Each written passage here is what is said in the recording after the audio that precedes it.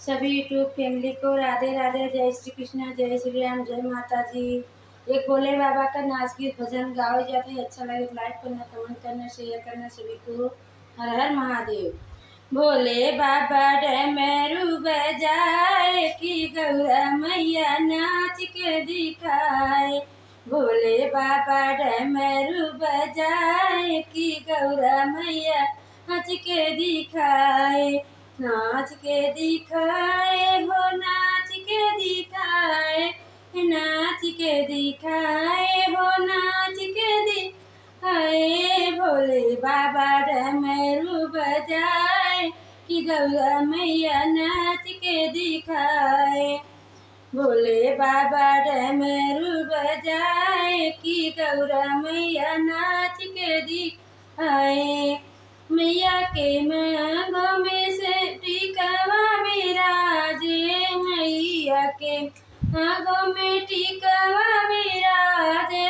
भोले बाबा नथिया लियाए कि गौरा मैया नाच के दिखाए। भोले बाबा नथिया लियाए कि गौरा मैया पहन के दिखाए।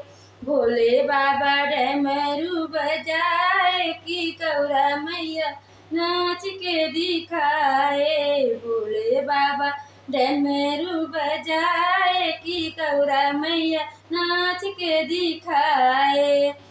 मैया के गले में महरवा सोहे, मैया के कानों में कुंडल सोहे। भोले बाबा हर बलियाए कि गौरा मैया नाच के दिखाए। भोले बाबा हर वाली आए कि गौरा मैया पहिने दिखाए। भोले बाबा हर वाली आए कि गौरा मैया पहिने दिखाए।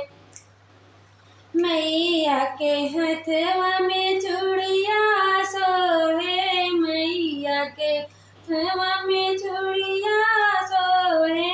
भोले बाबा कंगन लियाए कि गौरा मैया नाच के दिखाए। भोले बाबा कंगन लियाए कि गौरा मैया पहिने दिखाए।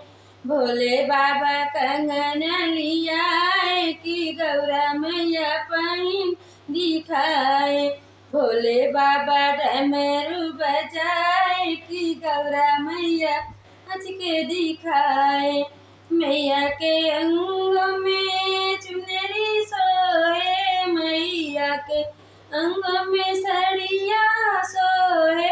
भोले बाबा चुनरी ओढ़ाए कि भोले बाबा चुनरी ओढ़ाए कि गौरा मैया नाच के दिखाए। भोले बाबा चुनरी लियाए कि गौरा नाच के दिखाए।